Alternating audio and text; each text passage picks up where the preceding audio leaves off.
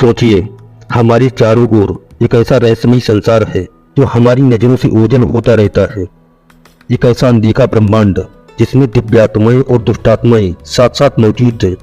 क्या आपको कभी महसूस हुआ है कि किसी अदृश्य शक्ति ने आपकी मदद की है, या आपको किसी मुसीबत से बाहर निकाला है, या शायद आपने वो डरावनी पल भी देखी है जब बिना किसी कारण के आपकी जिंदगी में अचानक मुश्किलें आने लगी।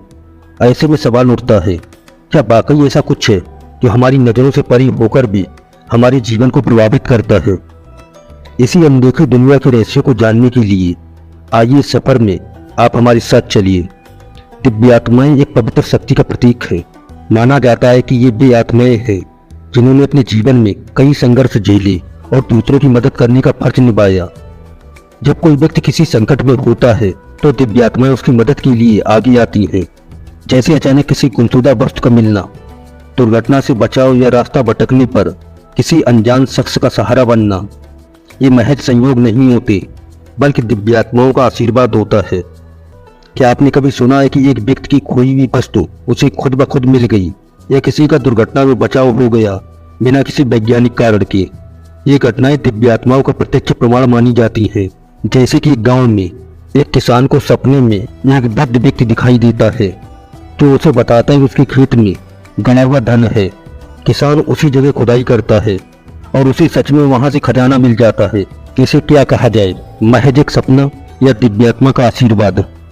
दूसरी ओर दुष्ट आत्माएं हमारे जीवन के सबसे अंधेरे पहलुओं को उजागर करती है। ये आत्माएं उन लोगों की होती है जो मृत्यु के बाद किसी कारणवश इस लोक में रह गई और किसी दुर्भावना से प्रेरित होकर दूसरों की जिंदगी में दुख और कष्ट लाने का प्रयास करती है। कभी कभी ये आत्माएं एक घर या स्थान से जुड़ी रहती है और वहां रहने वालों को परेशान करती है। उनका लक्ष्य होता है इंसान को दर्द और पीड़ा में धकेलना, और कुछ मामलों में तो लोग इनसे इतने प्रभावित होते हैं कि उनकी मानसिक स्थिति भी बिगड़ने लगती है।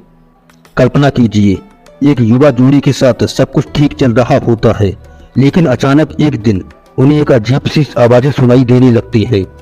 घर में दरवाजे अपने आप खुलते बंद होते हैं और दीवारों पर रहस्यमय निशान दिखाई देने लगते हैं।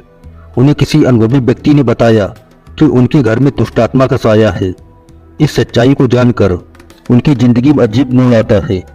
वो इस प्रकोप से छुटकारा पाने के लिए उपाय ढूंढने लगती है। ऐसे में क्या वे अपनी जिंदगी सुरक्षित रख पाएंगे या दुष्टात्मा का शिकार बन जाएंगे? क्या आपने कभी सोचा है कि बिना किसी वजह के आपकी जिंदगी में अचानक दुख या खुशी क्यों आती है? क्या ये सब महज संयोग है या इसके पीछे कोई अनदेखी शक्ति का हाथ है?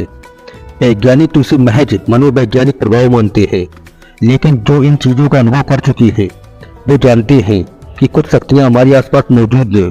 तो चलिए जानते हैं कि क्या सच में ये शक्तियां हमारे जीवन को प्रभावित कर सकती हैं।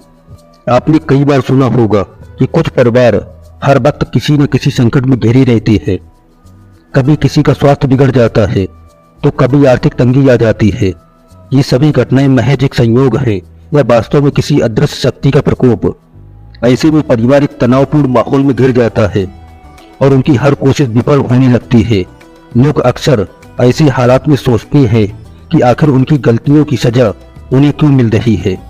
क्या सच में कोई उपाय है जिससे इस दुष्टात्मा के प्रकोप से बचा जा सके? दिव्यात्माएं कुछ विशेष स्थानों पर अधिक पाई जाती हैं, जैसे मंदिर, गुरुद्वारे या पवित्र स्थान जहां लोग अक्सर शांति महसूस करते हैं। दुष्ट आत्माओं से बचने के लिए धार्मिक अनुष्ठान और मंत्रों का उपयोग प्राचीन काल से ही किया जाता रहा है। कुछ लोग मानते हैं कि दिव्यात्माएं हमें संकेतों के माध्यम से मार्गदर्शन देती हैं, जैसे किसी संकट से पहले धुंधली सी छवि दिखना या अचानक घड़ी बंद हो जाना। तो दोस्तों, ये था एक रोमांचक सफर दिव्य और दुष्ट आत्माओं की रहस्यमय दुनिया में। क्या आप भी इस अनदेखे संसार में विश्वास करते हैं? क्या आपने भी कभी ऐसी शक्तियों का आभास किया है? अगर हाँ, तो हमें कमेंट में जरूर बताएं। इस वीडियो को लाइक करें और अपने दोस्तों के साथ शेयर करें ताकि वो भी इस रोचक यात्रा का हिस्सा बन सके। और हाँ, हमारे चैनल स्टडी विद राघव को सब्सक्राइब करना न भूलें। आज का सवाल है, क्या आप दिव्यात्माओं और दुष्टात्माओं के अस्तित्व को मानते हैं? अपनी राय कमेंट बॉक्स में जरूर साझा करें। हम आपके जवाब का इंतजार करेंगे। धन्यवाद।